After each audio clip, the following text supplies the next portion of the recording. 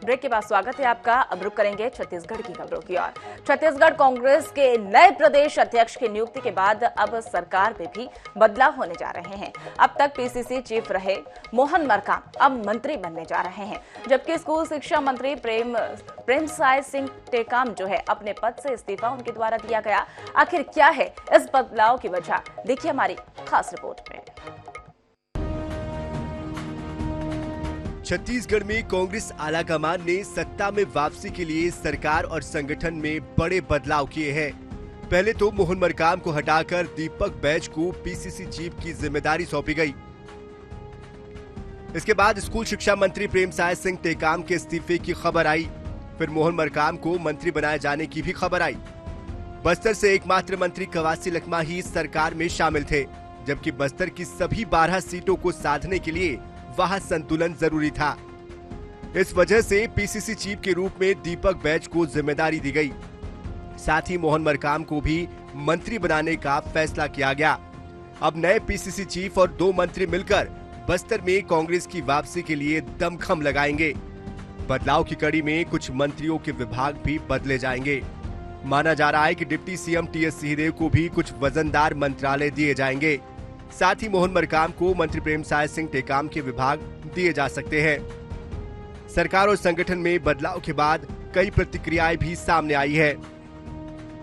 सत्ता और संगठन तालमेल के साथ हो, हमारे संगठन के पदाधिकारी, हमारे सरकार के प्रतिनिधि सब मिलकर हम लोग एकजुटता के साथ काम करेंगे और जमीनी स्तर पर अपनी बात, सरकार की बात, संगठन की बात को पहुंचाने का प्रयास करेंगे। मुझसे कहा गया कि अखिल भारतीय कांग्रेस कमेटी का निर्देश है कि आपको इस्तीफा देना है। इस्तीफा दिया नहीं जाता है, इस्तीफा लेते हैं उसमें। प्रदेश अध्यक्ष से हटाया गया और एक नए अध्यक्ष बनाया गया, तो इसको कंपनसेट करने के लिए कुछ न कुछ करना था, इसलिए 100 दिन के लिए मंत्री बना दिया। झुंझुना इसको बड़ा वाला पकड़ा दिया। बाजी तो उनको दिखाई दिया था। विश्व आदिवासी दिवस के दिन आदिवासी अध्यक्ष को हटा के बनाया गया था और अभी भी संभल नहीं रहा है। स्थिति तो भारतीय जनता पार्टी में बिल्कुल बिखराव और उनसे संभल नहीं रहा है। भूपेश कैबिनेट से प्रेमसाय की विदाई और मरकाम की एंट्री से कांग्रेस को कितना लाभ होगा, ये तो कुछ वक्त बाद ही पता चलेगा। लेकिन इस बदलाव से कांग्रेस के उन दिग्गजों को जरूर निराशा हाथ लगी जो मंत्री बनने की आस लगाए बैठे थे। रायपुर से INS 24/7 के लिए गौरव शर्मा की रिपोर्ट। छत्तीसगढ़ में कांग्रेस नेतृत्व ने बड़ा बदलाव किया है। दीपक बैज जहां नए पीसीसी चीफ बनाए गए, वहीं मोहन मरकाम को मंत्री पद की जिम्मेदारी उनको सौंप दी गई। तो यूं कहे बदलाव बेहद सहज नजर आ रहा है, लेकिन इसके पीछे कांग्रेस नेतृत्व के समन्वय की छुट्टी और राहुल गांधी का हस्ताक्षेप भी रहा है। 12 जुलाई को कांग्रेस के तमाम नेता राहुल गांधी के समर्थन में मौन सत्याग्रह कर रहे थे। सीएम भूपेश बघेल, प्रदेश प्रभारी कुमारी शैलजा और डिप्टी सीएम टीएस सिंहदेव भी थे। हर किसी के मुंह पर पट्टी बंधी हुई थी। तभी बारी बारी 2 नेताओं के फोन की घंटी बजी। पहला फोन मोहन मरकाम को आया। उन्हें बताया गया कि उन्हें आज ही पीसीसी चीफ के पद से हटाया जा रहा है। मरकाम सन्न रह गए। उन्होंने किसी से कुछ नहीं कहा। वे धरना खत्म होते ही अपने निवास चले गए।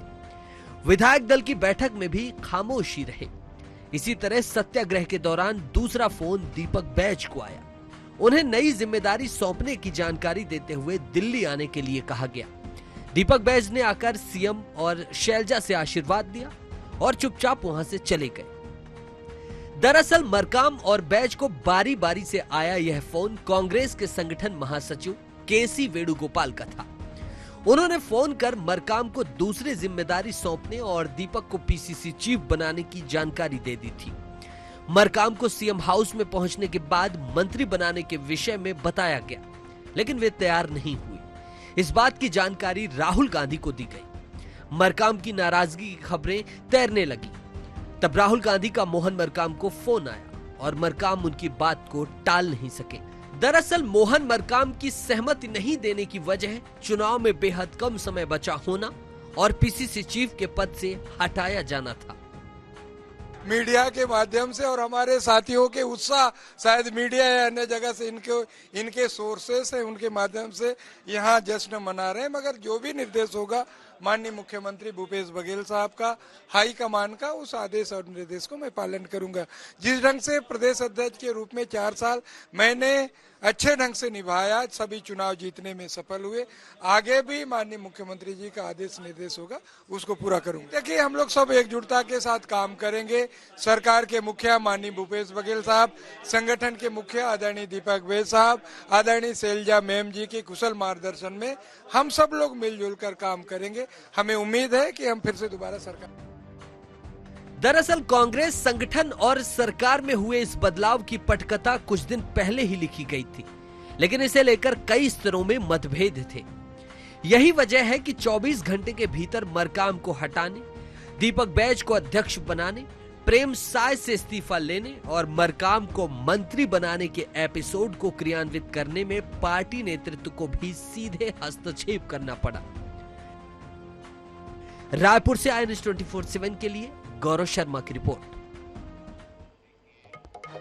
अब आपको बता रहे हैं अगली बड़ी और अहम जानकारी अंबिकापुर से सामने आ रही है। मंत्री अमरजीत भगत का बयान, इस वक्त की बड़ी और अहम जानकारी आप देख सकते हैं आपकी टेलीविजन स्क्रीन पर। सरकार और संगठन में हुए बदलाव पर कहा, हाईकमान और सीएम का विशेषाधिकार है। दीपक बैज संगठन के लिए अच्छा काम करेंगे। इस वक्त की बड़ी और अहम जानकारी हम आपको बता रहे हैं। दीपक बैज संगठन के लिए अच्छा काम करेंगे, ये आपको बता दें मंत्री के द्वारा ये बयान दिया गया है। सरकार और संगठन में हुए बदलाव पर मंत्री के द्वारा कहा गया है कि यह हाईकमान और सीएम का विशेष अधिकार है। दीपक बैज संगठन के लिए अच्छा काम करने वाले हैं। मंत्री अमरजीत भगत का बयान जो है वो सामने आया है।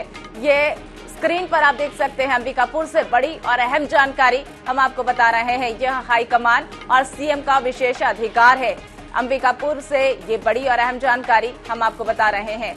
मंत्री अमरजीत भगत का बयान सामने आया है। इस वक्त की बड़ी और अहम जानकारी अंबिकापुर से सामने आ रही है। सरकार और संगठन में हुए बदलाव को लेकर मंत्री भगत अमरजीत सिंह का बयान जो है वो सामने आया है। दीपक बैज संगठन के लिए अच्छा काम करेंगे, अमरजीत भगत का बयान सामने आया है। संगठन का, सरकार का सब प्रक्रिया है और हाईकमान का, माननीय मुख्यमंत्री जी का एक विशेषाधिकार है किनको कहाँ पर फिट करना है और किनको क्या जवाबदारी देना है। कांग्रेस पार्टी ने अगर एक आदिवासी को अध्यक्ष पद से हटाया तो दूसरा आदिवासी को ही बनाया। अगली और बड़ी अहम जानकारी आपको बता रहे सूरजपुर से सामने आ रही है। प्रतापपुर वेस्ट के तीनों ब्लॉक अध्यक्ष इस्तीफा देंगे। जिला और प्रदेश पदाधिकारी देंगे इस्तीफा। प्रेम साय सिंह टेकाम से इस्तीफा लेने के विरोध में ये इस्तीफा दिया जाएगा। आज 11 बजे बैठक कर सामूहिक इस्तीफा सौंपेंगे। इस वक्त की बड़ी और अहम जानकारी हम आपको बता रहे हैं। आज जो है छत्तीसगढ़ में इस्तीफे का दौर देखने को मिलेगा। जिला और प्रदेश पदाधिकारी सामूहिक तौर पर इस्तीफा देने के लिए वहां पर आज पहुंचेंगे। प्रेम साय टेकाम के इस्तीफे के बाद ये एक इस्तीफा सौंपने के लिए बैठक की जाएगी। 11 बजे बैठक के बाद 11 बजे इस्तीफा सौंपा जाएगा। सूरजपुर से बड़ी और अहम जानकारी हम आपको बता रहे हैं।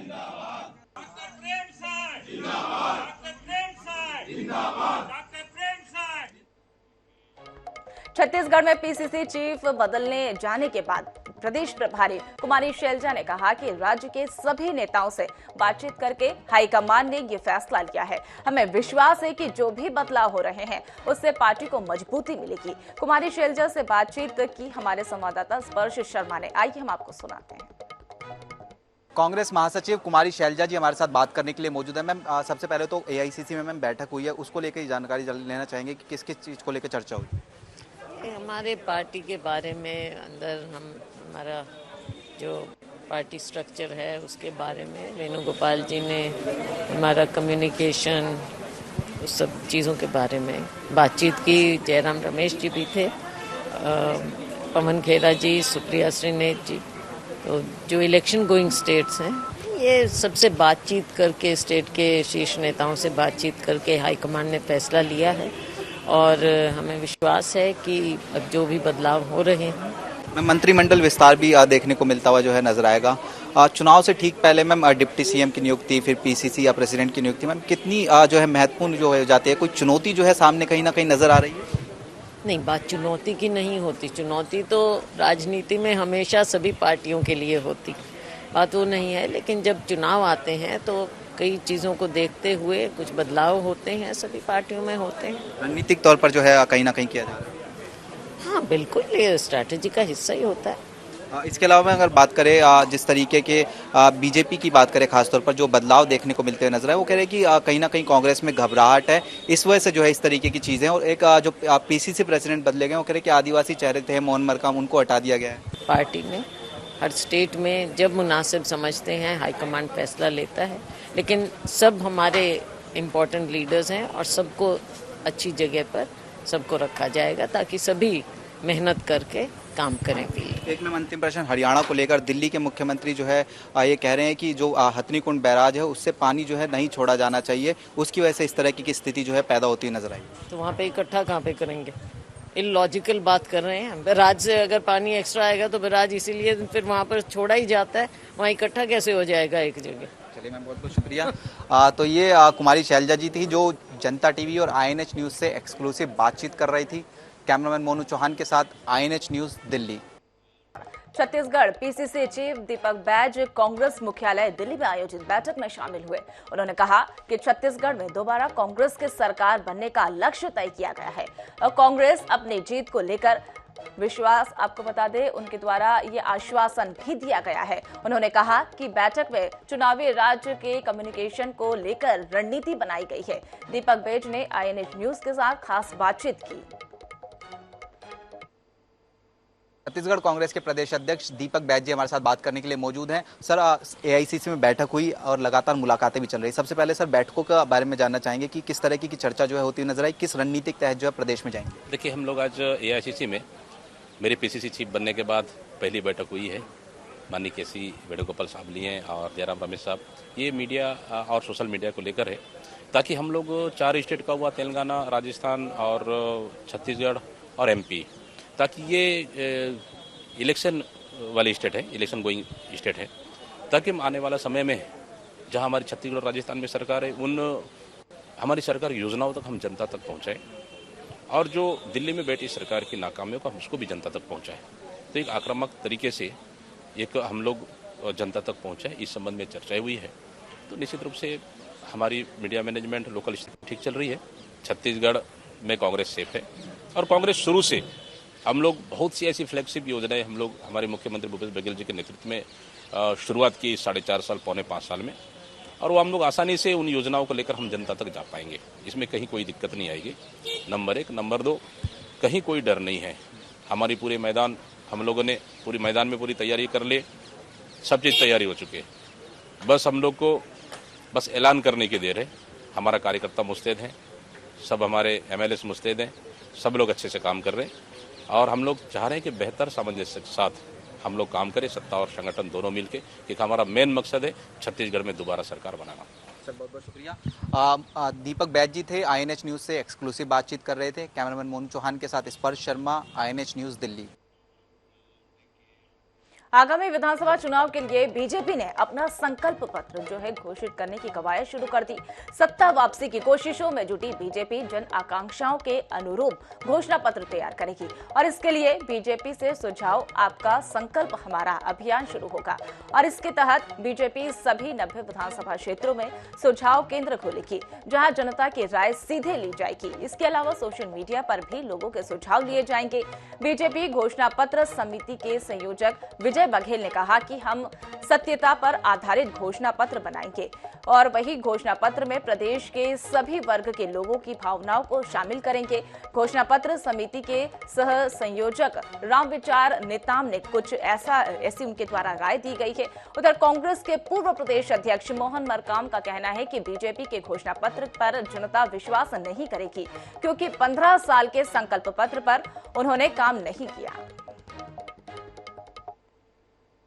छत्तीसगढ़ के सभी वर्गों से हम सुझाव मंगाएंगे, सभी संघों से मंगाएंगे, सभी संगठनों से मंगाएंगे और सत्यता पे आधारित हमारी घोषणा पत्र होगी। हम लोग हमारे कोशिश होगा कि हम साक्षात लोगों के बीच में विभिन्न डेलीगेशन, विभिन्न समुदाय, विभिन्न संगठनों सबसे हम बात करेंगे। दूसरी बात कि हम सोशल मीडिया का भी हम सहारा लेंगे। हम सोशल साइड में भी जा करके लोगों से हम आमंत्रित करेंगे, उनके विचार, उनके सुझाव लेकर के जो बेटर हो सकता है हम शामिल करने का प्रयास करेंगे। छत्तीसगढ़ के हित में जो भी करना पड़ेगा भारतीय जनता पार्टी के घोषणा पत्र में हम शामिल करेंगे। भारतीय जनता पार्टी अपने घर को देख ले। 15 साल में जो भ्रष्टाचार रहा है, डॉक्टर रमन सिंह के शासनकाल में 36,000 करोड़ का नान घोटाला हुआ, उसके साथ साथ अगस्ता वेस्टलैंड घोटाला हुआ, चिटफंड घोटाला, उसके बारे में चिंता कर ले। हमने तो 21 प्रश्न पूछे थे माननीय मोदी साहब को, उसके बारे में जवाब दे, तभी भारतीय जनता पार्टी कुछ कहने के लायक है, बचेगी। शिक्षा जीवन का आधार है, इसके बिना सब कुछ बेकार है। बात तो सही है, लेकिन बड़ा सवाल यह है कि सिर्फ स्लोगन के साथ हमारे सहारे बेहतर शिक्षा हासिल की जा सकती है या इसके संसाधन जो है वो जरूरी है। आइए चलते हैं बीजापुर, जहां ताड़ के पत्तों पर बनी झोपड़ी के स्कूल का संचालन किया जा रहा है।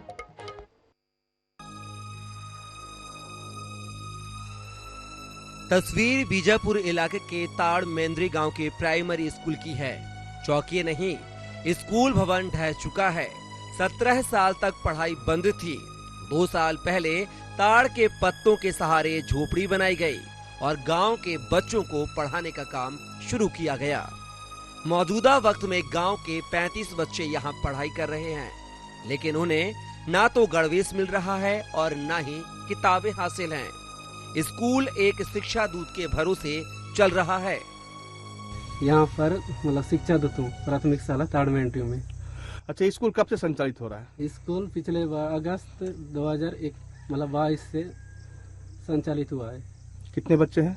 जी 32 लोग। झोपड़ी गांव वालों के माध्यम से जब वहाँ से आदेश दिए स्कूल संचालित करना है बोल कर हम लोग प्रस्ताव डाला था, तो मतलब आदेश निकला, उसके बाद गाँव वालों के सहयोग से झोपड़ी बनाया। ताड़ मेंद्री गांव बीजापुर विधायक विक्रम मंडावी के गृह ग्राम फरसेगढ़ से महज 7 किलोमीटर दूर है।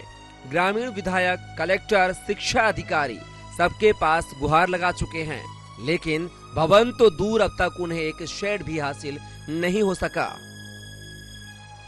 जी हाँ, मेरे ठीक पीछे की जो तस्वीर देख रहे हैं, यह बीजापुर विधायक विक्रम साह मंडावी के गृहग्राम से तकरीबन 7 किलोमीटर दूर ताड़ मेंद्री गांव की तस्वीर है। ये पिछले बार को मतलब 1 साल होने जा रहा है। इस बार अभी बच्चे 2nd क्लास होने जा रहे हैं। यहाँ पे बच्चे देखा जाए तो 32 है इनकी जनसंख्या देखा जाए तो। किस तरह से इन बच्चों की शैक्षणिक व्यवस्था को सुधारने के लिए प्रयास करता है, या फिर इसी तरह कुछ बंद स्कूलों को खोलने के दावों के साथ वाहवाही लूटने की कोशिश करता है? बीजापुर के ताड़ मेंद्री से INS 24 के लिए गणेश मिश्रा। छत्तीसगढ़ के नक्सल प्रभावित बीजापुर जिले में इन दिनों जमकर बारिश हो रही है। मूसलाधार बारिश की वजह से बासागुड़ा और जगरगुड़ा मार्ग पर बना मिट्टी का पुल पानी में बह गया, जिससे सिलगेर और बेदरे गांव के संपर्क जो है वो टूट गए हैं। पुल टूटने की जानकारी मिलने पर CRPF 229 बटालियन के जवानों ने अस्थायी पुल का निर्माण किया ताकि ग्रामीण साप्ताहिक बाजार, आपको बता दें कि सिलगेर में जा सके, और इसके लिए इस अस्थायी पुल के लिए निर्माण का काम जो है ग्रामीणों के जवानों का उनके द्वारा शुक्रिया अदा किया गया।